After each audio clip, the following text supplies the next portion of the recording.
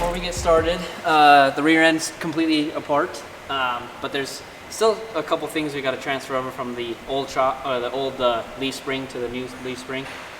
First things first, the e-brake cable.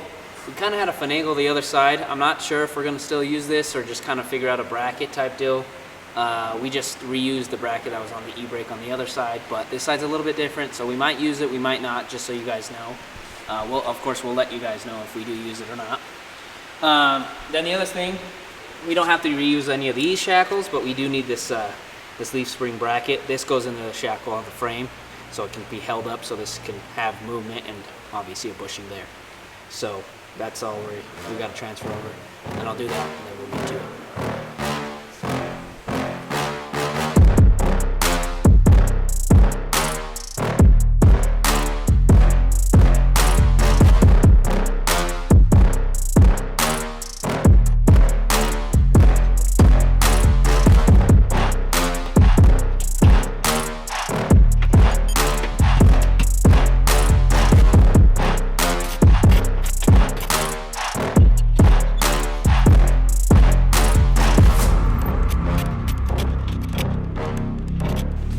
When you're putting the shock in, there are two different washers. I know they look exactly the same, but the center hole's a little bit different. This one right here, on the left, is gonna go on the shock first, then bushing, then put it in, and you're gonna do bushing, then washer. The reason you want to do that is tightness point. So when you tighten the top nut, this one will be pinched to the shock instead of the bushing. It's just easier that way. And then you want less vibration on there, so that's why you put bushings first. Oh, and then these are different on both sides. You want this one, there's a center hole in there that you want this part of the bushing to go into. All the bushings are apparently different as well. Okay, this is where we're at right now. Kind of getting everything lined up. As you can tell, there's not that much thread up there. It's because these bushings are, one, they're not set in there all the way, and two, they do need to be compressed a little bit. So what I like to do is I start with the nut, just kind of push everything down, go real slow because you don't want the nut tearing into this. And then when you get enough room, you can put the washer on, and then obviously the nut afterwards. Then I'm just going to go ahead and put the bottom in real fast.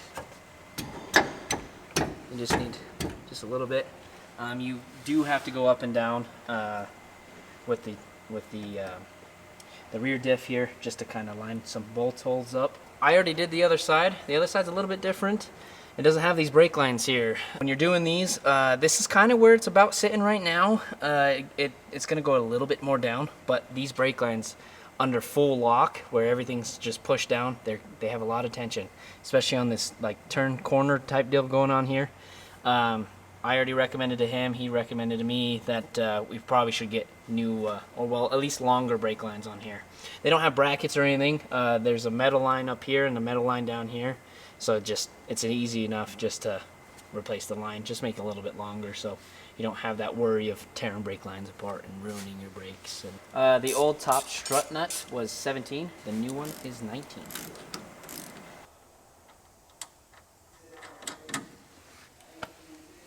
This is the bracket for the reservoir. Probably gonna go about there, drill a hole probably in that top bracket there, right above the weld, so I don't have to go through a tough point. And then after doing that, tap it so I can make sure a bolt can be threaded, and then attach the clamps to this bracket, and then the clamps will go around the reservoir there. First thing I'm gonna do is zip tie that.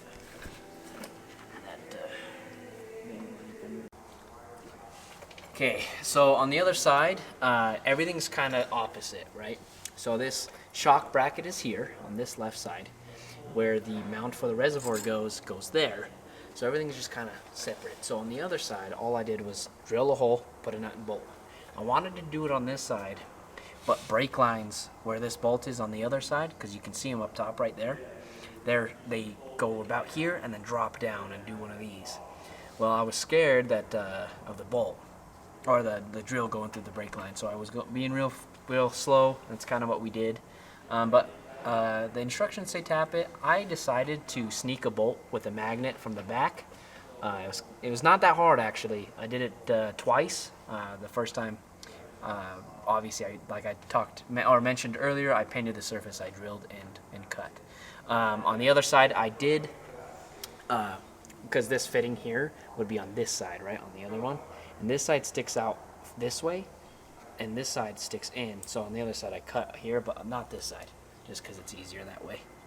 And obviously there's no clearance issues. This is gonna go right there, just super easy.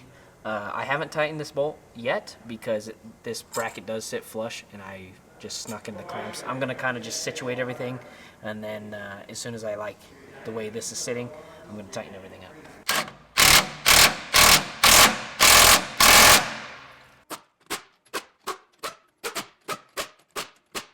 Everything's done. It's been a long process, but it's been fun. I want to really stress this, the U-bolts. You gotta make sure you're torquing them down.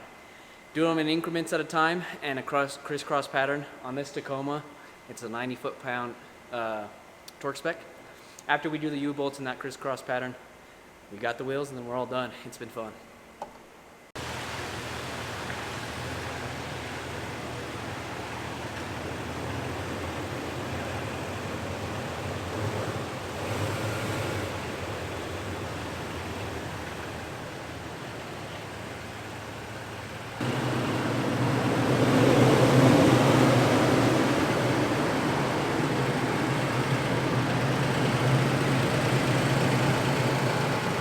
Well, my friends, we are wrapping up here at Hinkley Overlanding. My buddy Cody hooked me up with this awesome install on the Icon Stage 8.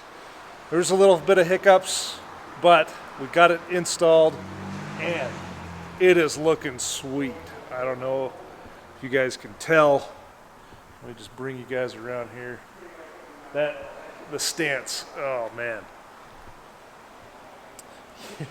With option 3 on the RXTs, this thing is looking sweet.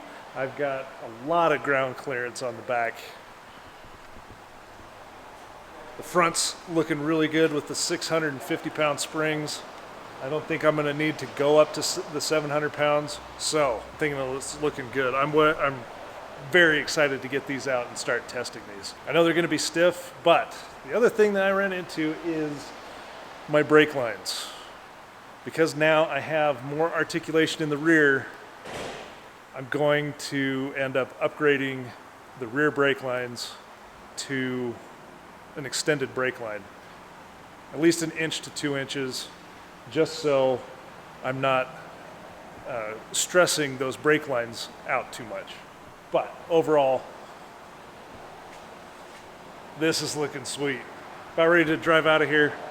And stay tuned for a review on these Icons once I'm finally able to get them out and test them out on the trails and do a bit more city driving on them. Thanks for joining. If you did enjoy this video, please smash that like button. Consider subscribing if you haven't already, and we'll catch you in the next video. Peace.